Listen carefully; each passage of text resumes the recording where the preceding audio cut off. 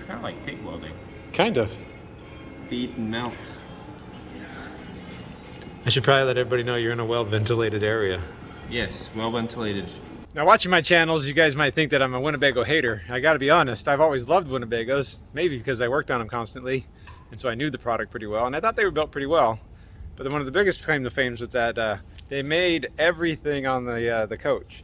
So the doors they make, the upholstery they make, the holding tanks they make, all the fenders they make, everything inside they make. So they have a part number for everything, and they have the tooling to redo anything you want it to be done, no matter how old it is.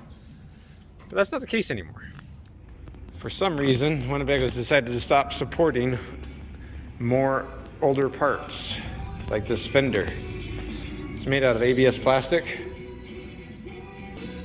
I think it's vacuum formed. And I don't know if they just got rid of the tooling or whatever, but now we find ourselves with a crack there. So Chad's developed a method to fix these things. Any hardware? Yeah, they do double face them, don't they? Yeah, that's why it broke, because the double face failed and the wind grabbed it, and since it's just plastic, well, it didn't make it. Didn't make it. If only that you would have used some of that famous epoxy that you use on everything else. Only. If only. Of course, they wouldn't have prepped the surfaces anyways. So much hate. We'll go over the other one, but you can almost see the mesh that he embedded in there. And I was just melting. Some right there on the table. Look at it. He uses this method for holding tank repair too. Yeah, it's worked pretty good. And it does work pretty well, surprisingly. Of course, it has to be a plastic tank. It's just stainless steel mesh, like you might see it on a window screen, a bug screen. And then I have to weld on for hours onto plastic for a $200 plastic fender that they can't get anymore. Yeah, $200 fender. At least the insurance is paying this. You know the surprising part about this whole thing? It's just a Harbor Freight kit, and it works really well. Is it even a plastic welding kit? Yeah, it is. Yeah. It's kind of like TIG welding. Kind of. Bead and melt. I should probably let everybody know you're in a well-ventilated area. Yes, well ventilated. So this is actually like a rear fender on a Winnebago. I'm sorry, this is a front fender on a Winnebago. Driver's side, it's very important. You can actually see Winnebago's part number right there. Wheel lip, left hand. And this is the little notch out for the entry door, or the driver's door. Obviously this is a rear fender, but this is plastic. It's a very similar panel that Chad's working on right now, except it's for the front wheel on a Voyager. And since we can't get a new one, might as well fix it. So if we were just to glue or melt plastic on the back, it likely would just break again. They say it's all in the prep work. There's a hole there and a hole there. Well, that was the original rivet hole. That's why it cracked. Okay, so there's a hole there to stop the spread of the crack, right? Correct. And now we're going to reinforce that crack with some wire mesh. You always want to reinforce the crack. Super high tech. Connect it here. So we got our iron here. We're just gonna actually heat up that metal mesh and it'll melt its way into there. That'll give a lot of bonding strength to it. This method will work in holding tanks. Both of us have done that. Well, this by itself will likely make it strong enough. Adding plastic to the back of it makes it strong, much stronger. I'll weld on the outside as well, just to be sure. So on some level, this is really just doing a fiberglass repair, but using metal mesh instead of fiberglass mat. And rather than using resin, you're melting the plastic around it all.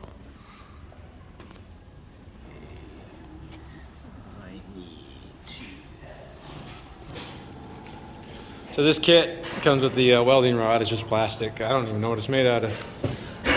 Magic. I say plastic. What do you think? Oh, yeah, that's right. There's only one type of plastic.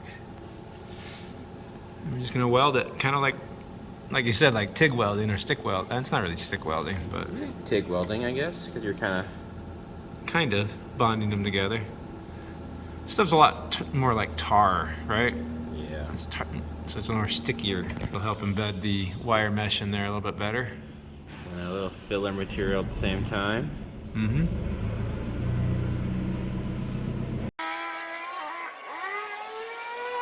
All the cracks started from that rivet hole. Just like this one over there. Is there a crack there? No, I mean just like that rivet right there. These are the brackets that were on there? Yeah. Wow. It's high-tech method right there. I might call it... Not high-tech? Yes. Some might call it the bare minimum. And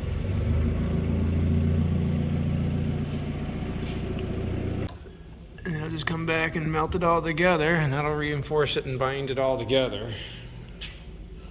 Still have to bodywork the other side? Yeah, I gotta fill, he temporarily secured this thing, and you've added a bunch of screws to the outside, so I gotta fix all the screw holes. Oh, And right here. Instead of using two-sided, double-sided tape to secure the fender, we'll actually pull all these mounts off and we'll epoxy them on. Right, using the FMC Yeah. epoxy. See what double-sided tape that everybody swears by. Well, you know, it is, 17-year-old double-sided tape now. Oh, it's 17 years old. So, but how long ago did it stop working? Ooh, probably about 12 years ago. So as he works on that side, let's take a look at his other repair. That looks like that was a bigger crack on this side. Yeah, that was a big Y. Yeah, that's nice and strong. You do good work, Chad. And then when we get this thing over, we'll flip it over and see what we gotta do on the other side. Yeah. Look at that. We're gonna flip it? Yeah, A lot of holes you have to fill in. Yeah, I know, I think. You can do it with epoxy, or you gonna do it with this stuff? I'll probably just do a little dab in there and weld it up. Right? But you don't need metal on that, right? No. Yeah, so this fender's not available anymore. Even though Winnebago has all the tooling to do it. Yeah, I already had to buy a used one for the rear corner for a used one.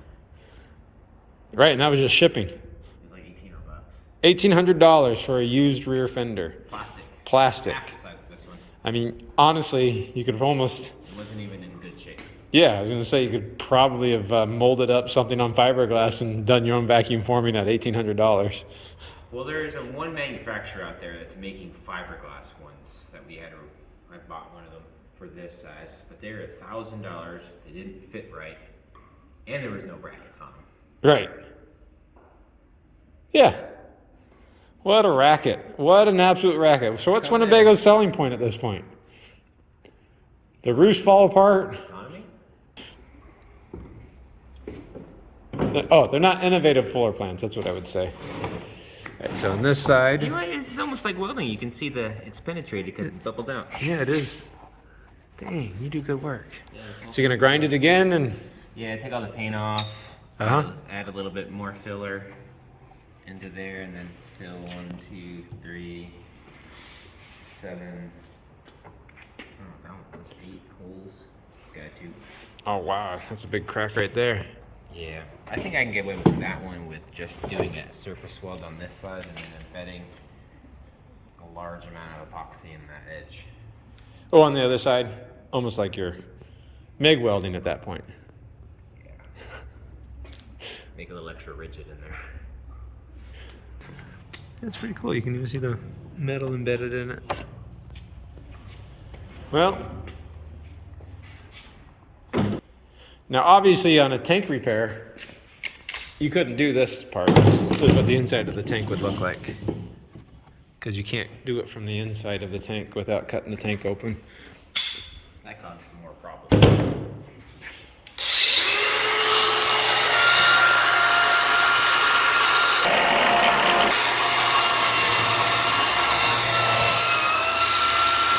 They're all ground now. So now you just come back and fill this side. It's a shame you have to do all this work. Yeah, well, story of my life. I mean, you think for as much as these things cost, right? Wouldn't have been plastic. Need something that's not just gonna fall apart when the wind blows? Right, maybe something that you wouldn't expect on a pop-up trailer. Or a Kia? We don't do Kia hate in this place.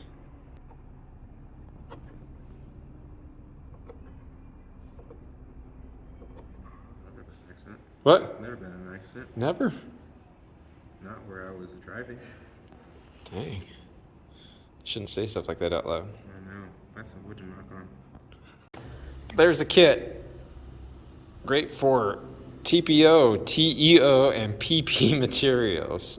And like car bumpers. You know, this is almost like a car bumper, isn't it? I think so. Chad starts filling on this side. I think it's looking really good. Obviously, you still have to body work this, but a good body guy can do wonders at this point. That's pretty much the overview on it. Chad's crushing it.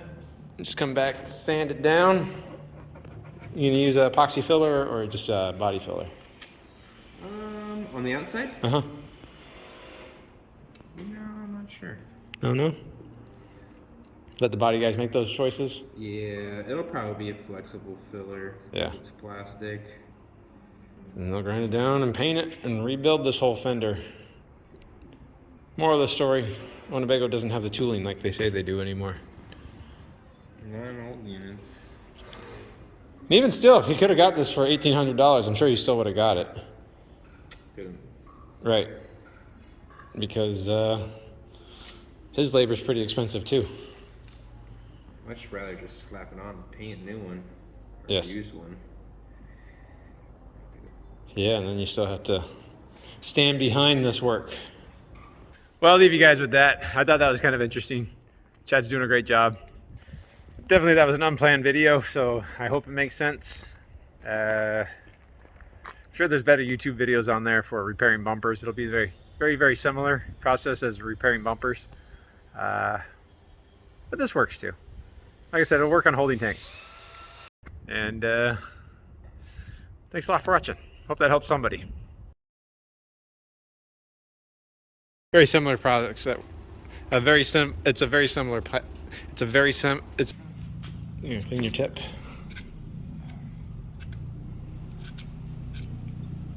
What would you call them? Step above Thor.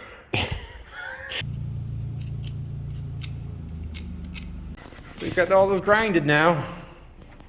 Ground? Not grinded. I went to public school.